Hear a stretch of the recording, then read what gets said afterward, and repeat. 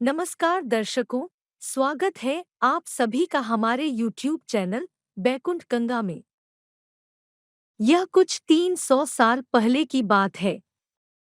कर्नाटक के सुदूर दक्षिण क्षेत्र में अपनी बूढ़ी माँ के साथ एक योगी रहते थे।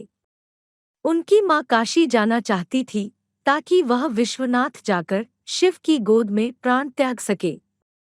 इसके अलावा उसने अपने जीवन में अपने बेटे से कभी कुछ नहीं मांगा था। उसने कहा, मुझे काशी ले चलो, मैं बूढ़ी हो रही हूँ, मैं वहीं जाके मरना चाहती हूँ। योगी ने अपनी बूढ़ी माँ के साथ दक्षिण कर्नाटक के जंगलों से होते हुए काशी के लिए एक लंबी यात्रा शुरू की।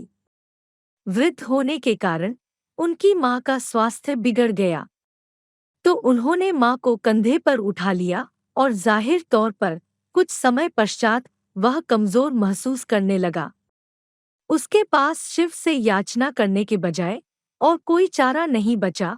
उन्होंने याचना की, हे शिव, मुझे मेरे इस प्रयास में विफल मत होने देना। बस यही एक चीज है जो मेरी माँ ने मुझसे मांगा है, कृपया मुझे इसे पूरा करने दे। मैं इन्हें काशी ले जाना चाहता हूँ। हम वहाँ सिर्फ आप ही के लिए आ रहे हैं, कृपया मुझे ताकत दें। तब जैसे ही उन्होंने चलना शुरू किया तो पीछे से एक घंटी की आवाज सुनाई दी, जैसे कोई बैलगाड़ी आ रही हो।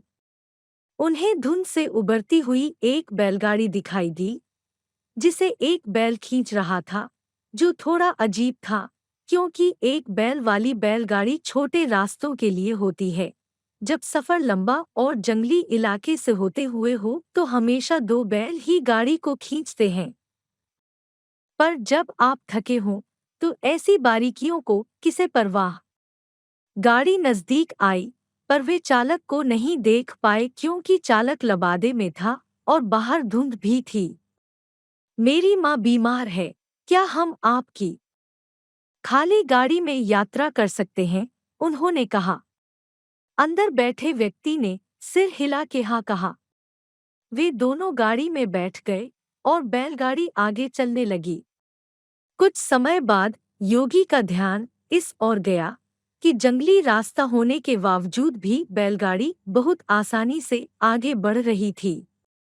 तब उन्होंने नीचे देखा और पाया कि पहिए घूम नहीं रहे हैं, वे रुके हुए थे, पर गाड़ी आगे बढ़ रही थी।